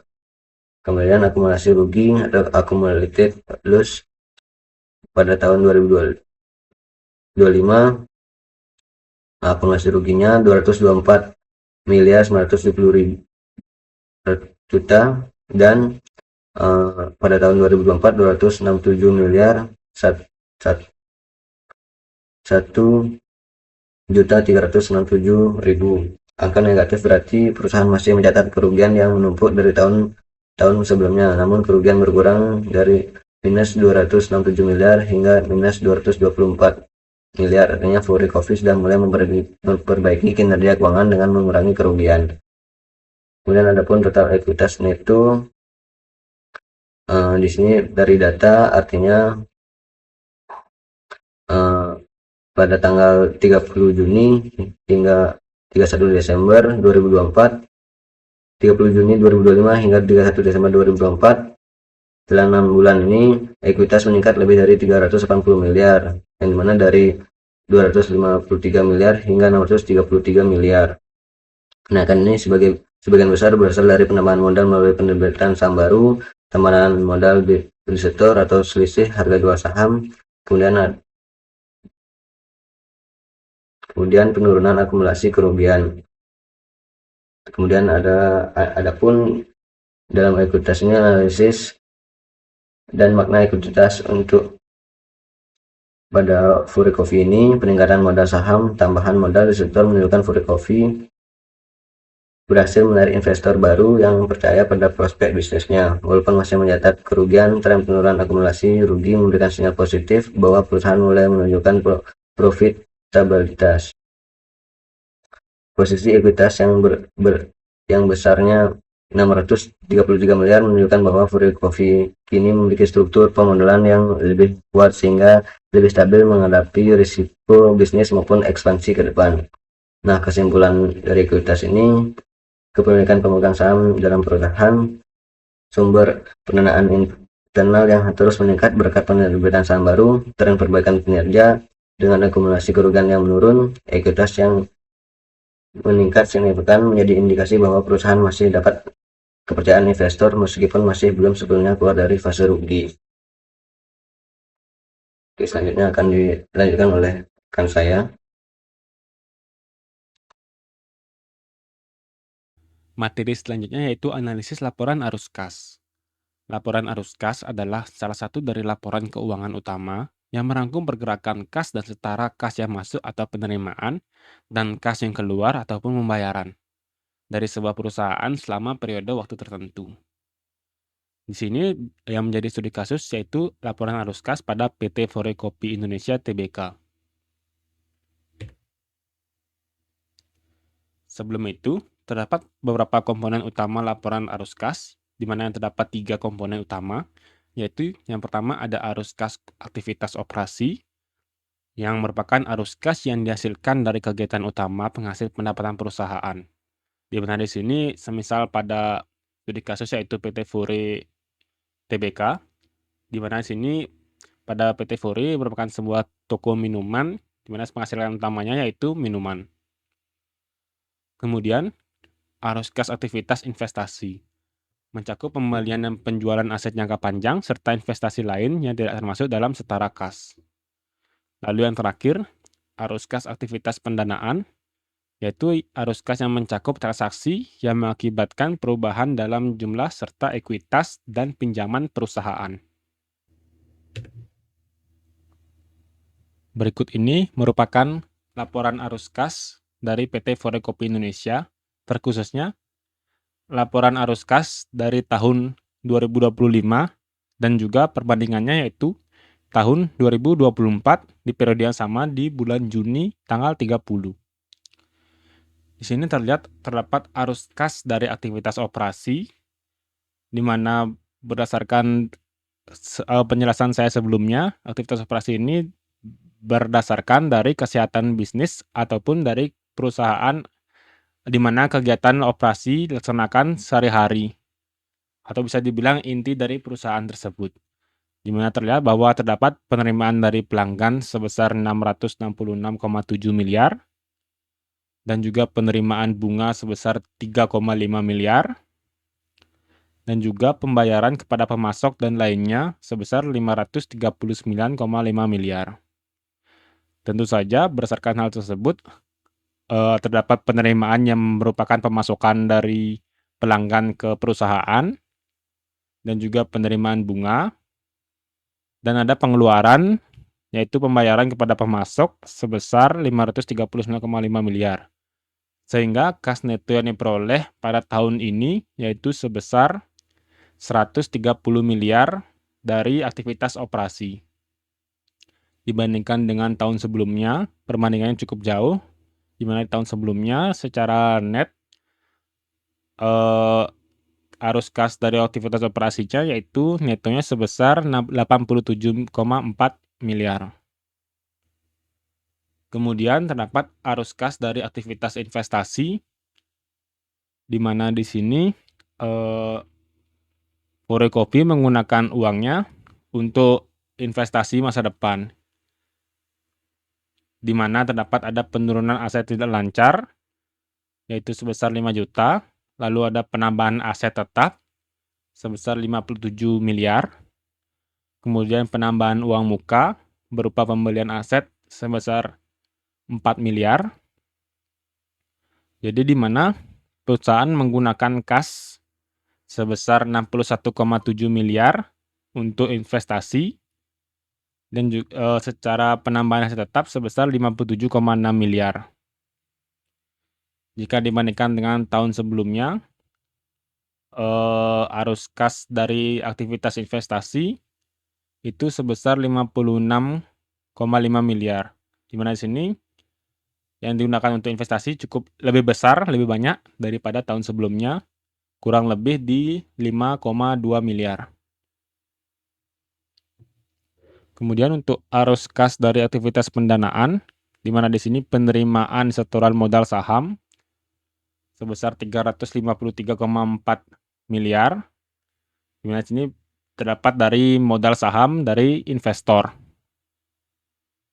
Kemudian ada pembayaran liabilitas sewa sebesar 46,2 miliar, pembayaran biaya emisi saham sebesar 13,5 miliar, pembayaran pinjaman, yaitu pinjaman jangka panjang sebesar 10,7 miliar, pembayaran bunga dan beban keuangan sebesar 8,4 miliar, pembayaran pinjaman bank jangka panjang sebesar 5,4 miliar, kenaikan dari kas dan setara kas yang dibatasi penggunaannya sebesar 620 juta.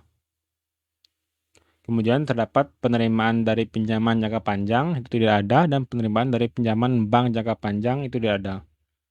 Jadi istilahnya tidak ada peminjaman dana dari secara jangka panjang, namun hanya ada pembayaran jangka panjang di tahun 2025. Dan di sini PT Forecopi mengeluarkan dananya untuk membayar pinjaman yang diperlukan sebelumnya, sehingga istilahnya membayar pinjaman-pinjaman yang telah dilakukan oleh PT Forecopi Indonesia Tbk. Sehingga berdasarkan arus kas dari aktivitas pendanaan ini dapat disimpulkan bahwa kas neto dari aktivitas pendanaannya yaitu sebesar 268,3 miliar rupiah. Sedangkan dari tahun sebelumnya tersebut, dikarenakan tidak ada penerimaan setoran modal saham, maka terdapat pengurangan dana sebesar 215 juta.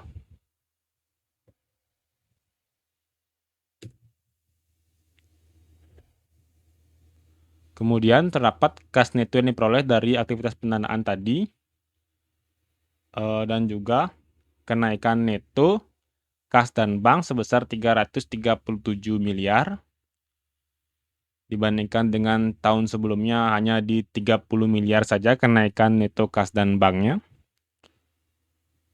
Kemudian untuk kas dan bank pada awal periodenya sebesar 63 miliar, dibandingkan tahun sebelumnya itu 26,9 miliar. Kemudian kas dan bank pada akhir periodenya yaitu sebesar 400 miliar. 400,3 miliar dibandingkan di tahun sebelumnya yaitu sebesar 57,6 miliar. Di mana di sini dapat pada akhir periode ini merupakan penjumlahan dari kas dan bank pada awal periode ditambahkan dengan kenaikan neto kas dan banknya, sehingga menghasilkan hasil tersebut. Baik, sekian yang dapat kami sampaikan terkait materi kali ini. Mohon maaf apabila ada kesalahan kata, baik itu yang disengaja maupun tidak disengaja. Saya di sini sebagai perwakilan dari kelompok kami, memohon izin untuk menutup presentasi kali ini. Saya tutup dengan Paramasanti, Om Santi, Santi, Santi, Om.